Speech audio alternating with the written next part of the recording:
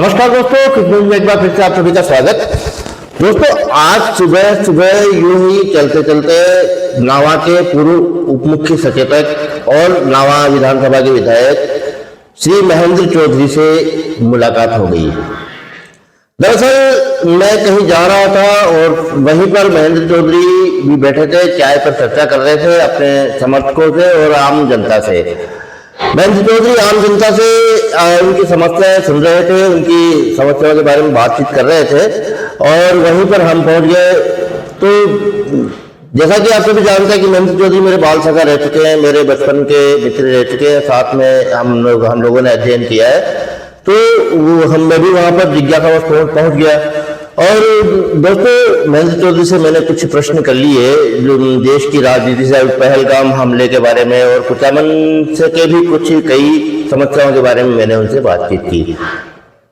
आइए सुनते हैं महेंद्र चौधरी से सवाल जवाब और उनके दिलचस्प अंदाज में दिए गए जवाब। महेंद्र चौधरी से पूर्व उप मुख्य सचेतक से रूबरू होते हुए प्रश्न सिर्फ इतना ही है कि कश्मीर में पहलगाम में जो हमला हुआ है उसकी स्थिति के बारे में, उसके बाद की स्थिति के बारे में और उस पर जो राजनीति की जा रही है उसके बारे में आपसे आपके विचार सुनना चाहेंगे मेरे दर्शक।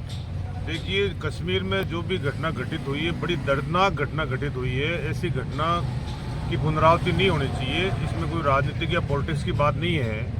कांग्रेस ने तो जब घटना घटित हुई उसी दिन राहुल गांधी जी ने अमित शाह से बात करके कह दिया था कि कांग्रेस का पूरा समर्थन भारत की सरकार को है और हमारी जहाँ पर भी जरूरत पड़े पूरा विपक्ष आपके साथ में खड़ा है। लेकिन अब इनको जो है सोचना चाहिए भाई किस प्रकार ये क्यों घटना घटित हुई, आगे दोबारा नहीं हो इसके लिए तो सरकार विचार करे।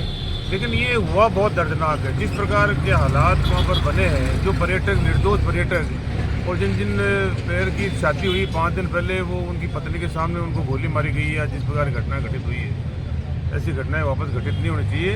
और हमारा तो वैसे भी जब राहुल गांधी जी ने कह दिया तो हम तो समर्थन में है, पूरे सहयोग में, जिससे भी कांग्रेस पार्टी हमेशा सहयोग में रही है। और पुरानी जो जिस प्रकार की स्थिति बनी है, एक इंदिरा गांधी जी थी जिनको आज भी लोग याद करते हैं, उसने पाकिस्तान के 2 टुकड़े कर दिए थे। उस स्थिति को देखते हुए आज की भारत की सरकार को पाकिस्तान के 4 टुकड़े कर देने चाहिए। इस दोबारा हिम्मत नहीं कर सके इस प्रकार का कांड करने की। लेकिन अब देखो ये क्या करते हैं। लेकिन हम तो चाहते हैं कि भाई कोई ना कोई कार्रवाई जो है होनी चाहिए, सख्ती से होनी चाहिए, मजबूती से होनी चाहिए। इसमें राजनीति नहीं होनी चाहिए कि आज इधर घटना घटित होगी, उधर बिहार में आप रैलियाँ कर रहे हो प्रधानमंत्री जी, वहाँ पर कालीन बिछा रहे हो, कालीन पे चल रहे हो और वहाँ श्रद्धांजलि दे रहे हो। तो ये एक तरह से अच्छी बात तो नहीं है। मतलब निशिकांत दुबे जैसे वाहियात नेताओं ने कुछ अपने स्टेटमेंट इस तरह से जारी किए हैं, या मतलब ये कुछ ऐसा लगता है कि उन्होंने सारा दोष राहुल गांधी पर मढ़ दिया है इस संबंध में। कई लोग तो नेहरू जी को दोषी ठहराने लगे हैं। इस बारे में आप कुछ कहेंगे? ये उनकी घटिया सोच है। नेहरू जी प्रधानमंत्री थे जब उनके उठाए कदम, इंदिरा गांधी जी प्रधानमंत्री थे जब उनके उठाए कदम, राजीव गांधी प्रधानमंत्री जी थे उनके उठाए कदम, मनमोहन सिंह जी जो प्रधानमंत्री थे उनके उठाए कदम आज भी देश की जनता याद करती है उन मामले में। अब ये उनका नाम लेकर अगर अपना कोई दोष है इनके ऊपर, उसका ये निपटारा या छुटकारा चाह रहे तो ये तो जनता सहन नहीं करेगी। जनता में बहुत आक्रोश है, जनता में बहुत गुस्सा है अंदर ही अंदर कि अब जब इनकी 3 बार सरकार बन गई उसके बाद में भी इतना बड़ा कांड वहाँ पर खुलेआम से हो रहा है कि वहाँ पर कैसे घुस गए आतंकवादी। जब आपकी वहाँ पर कोई सुरक्षा या किसी प्रकार की व्यवस्था ही नहीं है। पर्यटक जाता है कहीं पर, बेचारा घूमने जाता है, पैसा देता है, आपका होटलें बुकिंग कराता है, रेल का, ट्रेन का, फ्लाइट का किराया देता है और उसके बाद में भी ये घटना इस प्रकार की घटित होती है। तो मैं इसको बहुत दर्दनाक घटना मानता हूँ। सरकार को इस पर सख्त कदम उठाना चाहिए, हमारा कहना है। सर, आपका कार्य क्षेत्र कुचामन सिटी है। मैं कुचामन सिटी के बारे में भी एक प्रश्न करना चाहूँगा आपसे।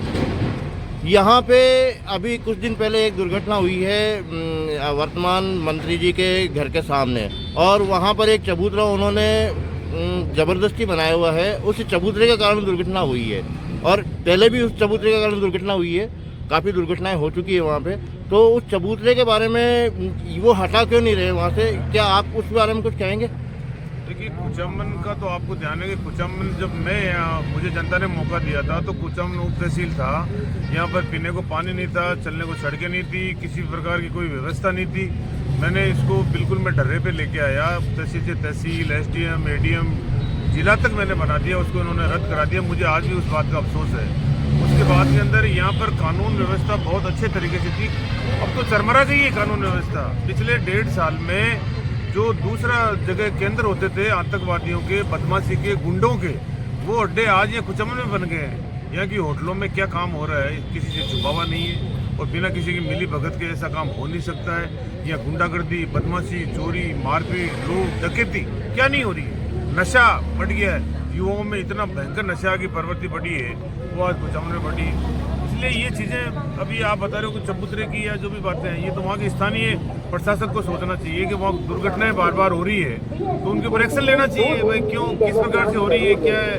वो नेशनल हाईवे है वहाँ पर, और वहाँ पर वाहन गुजरते हैं, आए दिन वहाँ पर कोई घटनाएं होती हैं। तो घटनाएं तो कुचमन में खाली एक्सीडेंट नहीं, बल्कि हर प्रकार की घटनाएं हो रही है। कुचमन तो अव्वल हो गया है गुंडागर्दी में, बदमाशी में। थानों का रिकॉर्ड उठा के देख लो, यहाँ पर नावा विधानसभा क्षेत्र के चारों थानों के कितने मुकदमे रोज दर्ज हो रहे हैं। कोई सुनवाई हो नहीं रही है, किसी प्रकार का कोई शासन कैसे चल रहा है पता ही नहीं है। सबसे बड़ी बात तो ये शासन चला कौन रहा है, ये तक आज तक पता नहीं है। राजस्थान का सीएम को ये पता नहीं है कि मैं किस हिसाब से किसका कहना मानूं, दिल्ली की पर्ची का कहना मानूं या किसी सीएस का कहना मानूं, पर कोई अधिकारी चला रहे हैं, सरकार अपने आप चल रही है। ये तो हालात बने हुए हैं यहाँ पर, क्या होगा क्या नहीं होगा। धन्यवाद। गरीब मजदूर जो ट्रैक्टर चलाते थे, पत्थर लाते थे, बजरी लाते थे या अपना मकान बनाते थे, उनके ट्रैक्टर पड़े 30-35 में ट्रैक्टर बंद कर रखे हैं, उनकी मजदूरी मारी जा रही है। बेचारा नरेगा वालों को मजदूरी नहीं मिल रही है। 15-15 दिनों से एक नरेगा के व्यक्ति को मजदूरी नहीं मिलना दर्दनाक।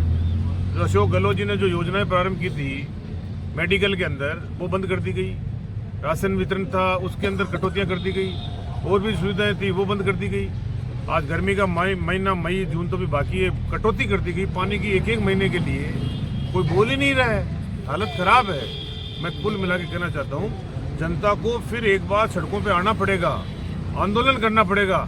जिस प्रकार का वातावरण बना हुआ है, उस वातावरण को देखते हुए यहाँ पर लोगों को सड़कों पे आना पड़ेगा। राजनीतिक अपने भेदभाव भुलाकर खुद को आना पड़ेगा। जिस प्रकार देश के अंदर आप देख रहे हो हालात बने हुए हैं, और जो पाकिस्तान बांग्लादेश के जो हालात बने हैं, लोग सड़कों पे आकर जिस प्रकार की, कोई बड़ी बड़ी बात नहीं। भारत में भी आने वाले समय के अंदर कोई हालात बन जाएंगे, जनता सड़कों पे आएगी, तब भी जाके निपटेंगे। जनता के हित के अंदर लड़ाई लड़ेंगे, चुप नहीं बैठेंगे। धन्यवाद सर, क्विक न्यूज़ को टाइम देने के लिए बहुत बहुत आपका आभार। ये थी मुलाकात महेंद्र चौधरी से। इसमें कोई शक नहीं दोस्तों कि अपने कार्यकाल में महेंद्र चौधरी ने जो विकास की जो इबारत लिखी थी उसे आगे बढ़ाने की जरूरत है। लेकिन महेंद्र चौधरी के चुनाव हारने के बाद जो विकास पर रोक लगी है, विकास जहां रुक गया है, अवरुद्ध हो गया है, वो पता नहीं कब आगे बढ़ पाएगा। तो धन्यवाद दोस्तों, आभार, शुक्रिया।